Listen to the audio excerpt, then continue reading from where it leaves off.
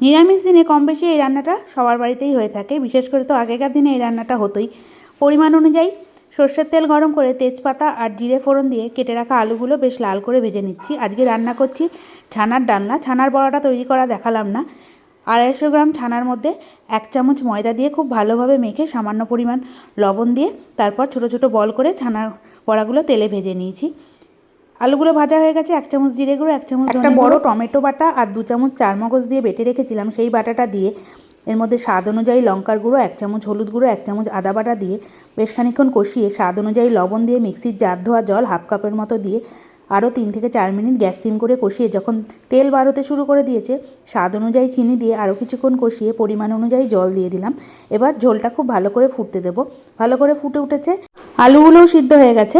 এবার দিয়ে দিচ্ছি ভেজে রাখা বড়াগুলো দিয়ে 1 থেকে 1.5 মিনিট মতো মিডিয়াম আঁচে ভালো করে রান্না করে নিচ্ছি।